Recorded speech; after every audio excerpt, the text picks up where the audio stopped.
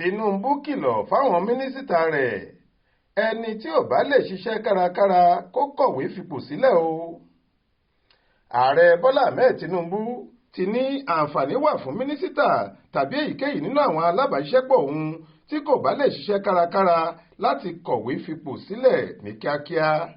Àrọwà àti ìkìlọ̀ yìí ló wáyé níbi ìṣíde ìdánilẹ́kọ̀ọ́ kan tí wọ́n ṣètò rẹ̀ fáwọn mínísítà, àwọn amúgbálẹ́gbẹ̀ẹ́, àwọn akọ̀wé àgbà àtàwọn tó dipò kan tàbómìí mú lábẹ́ ìṣàkóso ààrẹ Bọ́lá Ahmed Tinubu, èyí tó wáyé nílé ìjọba Aso Rock nílùú Àbújá lọ́jọ́rùú wẹ́sídẹ̀ẹ́ ọjọ́ kìíní oṣù kọkànlá ọdún 2023 tá a wà nínú rẹ̀ yìí.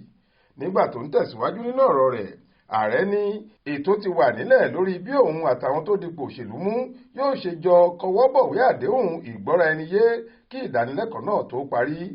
Ó ní òun fi dá àwọn tó bá ṣiṣẹ́ wọn bí iṣẹ́ lójú pé kò ní séwu fún wọn rárá, ṣùgbọ́n ní gbaragada ni ilẹ̀kùn ṣí sílẹ̀ fún èyíkéyìí nínú wọn tó bá mọ̀ pé òun ò kúnjú òṣùwọ̀n ipò tí wọ́n yàn án sí láti tètè kẹ́rù rẹ̀ kó máa lọ.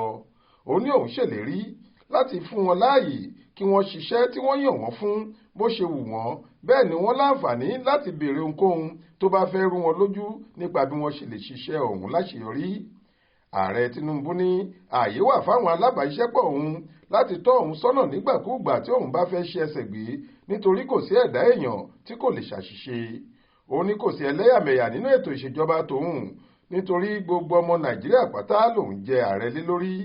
Tinubu ní kì í ṣohun tó bójúmu káwọn òṣìṣẹ́ máa fojú àlejò wo àwọn mínísítà tí wọ́n yàn láti máa darí iléeṣẹ́ tí wọ́n ti ń ṣiṣẹ́, bẹ́ẹ̀ ni kí àwọn mínísítà náà yàgò fún ìwà kòkànmí. Ó ní ṣe ló yẹ kí gbogbo wọn ṣiṣẹ́ pọ̀ fún ìdàgbàsókè iléeṣẹ́ wọn àti ti Nàìjíríà lápapọ̀. Olúṣèyẹ Ìyádé ló ṣàkójọ ìròyìn yìí fún iléeṣẹ́ tẹlifíṣàn Aláròye online. Faith Adébọ́lá ló kà á sétí ìgbọ́ yín.